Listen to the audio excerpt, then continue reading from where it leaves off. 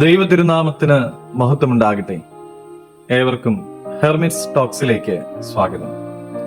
ഇത് ഹെർമിറ്റ്സ് ടോക്സിന്റെ 1100-ാം ദിവസം. ഇന്നത്തെ പ്രഭാത ചിന്ത മീഖാ പ്രവചനം 5-ാം അധ്യായം 2-ാമത്തെ തിരുവചനമാണ്. നീയോ ബെത്ലഹേം എഫ്രാത്തേ, നീ യഹൂദ സഹസ്രങ്ങളിൽ ചെറുതായിരുന്നാലും ഇസ്രായേലിന്റെ അധിപതിയായവൻ നിന്നിൽ നിന്ന് ഉത്ഭവിക്കുന്നു. അവന്റെ ഉത്ഭവം പണ്ടേയുള്ളതും പുരാതനമായതും തന്നെ.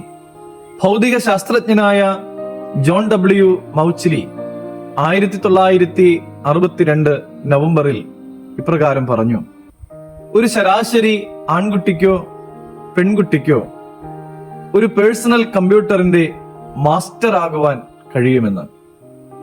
1962 ഈ പ്രവചനത്തിന് വലിയ പ്രസക്തി ഉണ്ടായിരുന്നു.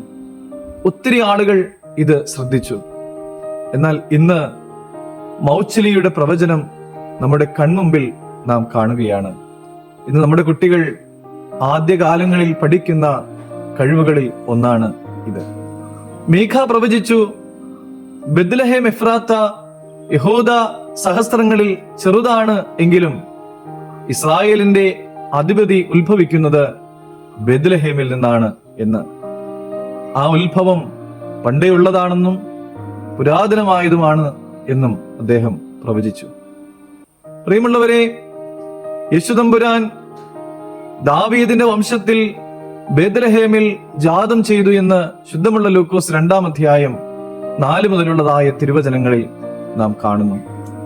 അപ്പോസ്തല പ്രവൃത്തികൾ 1-ാം അധ്യായം 11-ാമത്തെ തിരുവചനത്തിൽ അവൻ വീണ്ടും വരും എന്ന് നമ്മൾ വായിക്കുന്നു. യേശുതമ്പുരാൻ തന്റെ ശിഷ്യന്മാരോട് പറഞ്ഞു, നിങ്ങൾക്ക് സ്ഥലമൊരുക്കുവാനായിട്ട് ഞാൻ പോകുന്നു. നിങ്ങൾക്ക് സ്ഥലമൊരുക്കിയിട്ട് ഞാൻ ഇനിയും വരും, നിങ്ങളെയും കൂട്ടിക്കൊണ്ടുപോകുവാൻ.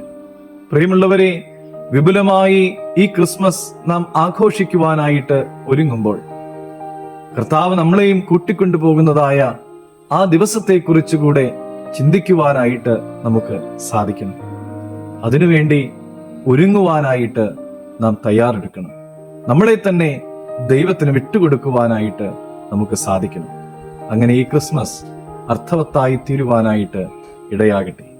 ദൈവം അനുഗ്രഹിക്കട്ടെ.